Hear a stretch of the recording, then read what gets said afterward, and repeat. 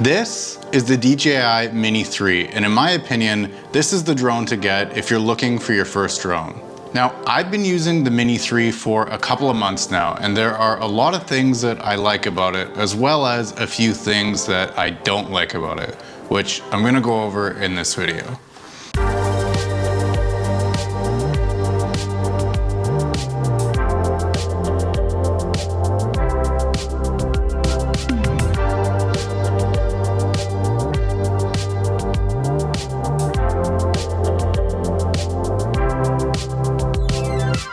Those were all clips that I shot with the Mini 3 over the last couple months with very little done to them in terms of color grading. And they look pretty fantastic if you ask me, especially when you consider the size of the drone. If you're looking for your first drone, then probably the biggest selling point of the Mini 3 is the size. In Canada, where I live, as well as in most places in the world, there are restrictions in terms of the size of the drone that you can fly without needing a license. In Canada, that limit is 249 grams, and the Mini 3 is under that, so you can fly it straight out of the box without needing to register it or needing a license. Keeping this weight limit in mind, there's really only 3 contenders for a drone of this size in 2023. The Mini 2, the Mini 3, and the Mini 3 Pro. Looking first at price, the Mini 3 sits in the sweet spot between the Mini 2 and the Mini 3 Pro. And in terms of drone features, it's the same thing. However, I think for the average user, you're gonna get the best value with the Mini 3.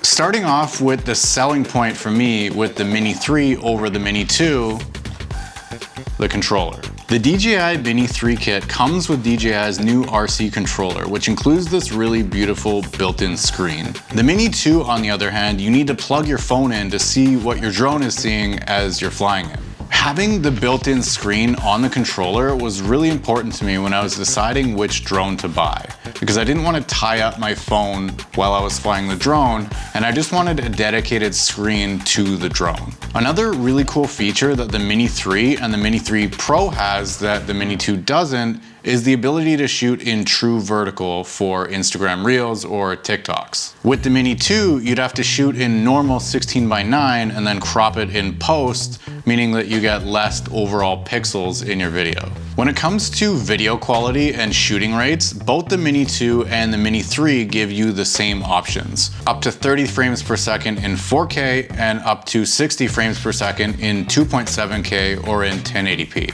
This, on paper, is one of the drawbacks of the Mini 3 compared to the Mini 3 Pro, as the Mini 3 Pro gives you the option of shooting 4K at 60 frames per second. However, depending on what you're shooting, this may not actually be a big factor to you. For example, I found that when I'm shooting really high, it doesn't really matter that I don't have 60 frames per second, as even when I'm shooting in high speed or normal mode, I still get that slow, smooth footage. This really is only gonna be an issue to you if you're wanting to shoot lower to the ground and you're gonna wanna get really slow motion shots, in which case you may want the Mini 3 Pro so that you can shoot 4K in 60 frames per second. That being said, you can always just shoot 60 frames per second in 2.7K and you probably won't be able to tell the difference. As far as the camera is concerned for photos, the Mini 3 takes fantastic photos, especially considering it's an entry-level drone. With the Mini 3, you're able to shoot photos in RAW and the effective pixels of the sensor is 48 megapixels. When it comes to drawbacks to the Mini 3 and the Mini 2 for that matter, the biggest one for me is the picture profile that you're able to shoot in. Now, if you don't know what a picture profile is,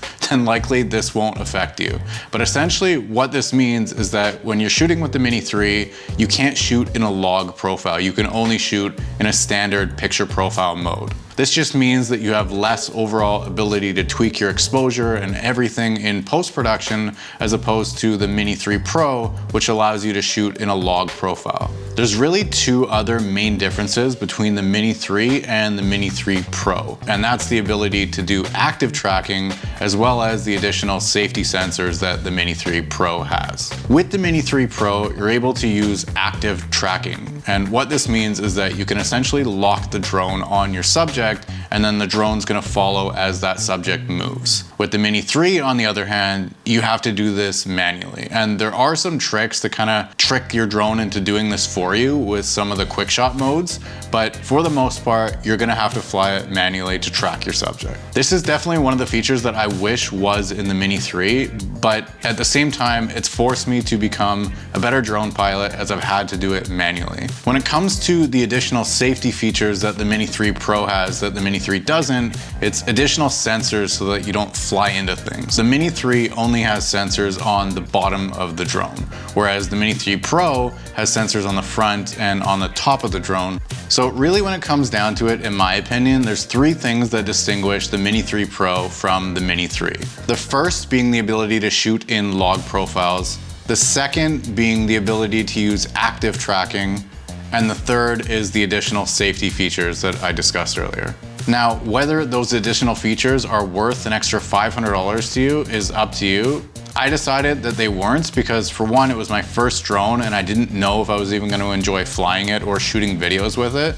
And I knew that regardless, I can decide to sell it and upgrade later, which is probably something I'll end up doing at some point in the future, let's be honest. All right, that's it for this video. I hope that you found this helpful. If you did and you want to keep seeing stuff like this, then be sure to subscribe so that you don't miss out on my next video. And I will see you in the next video.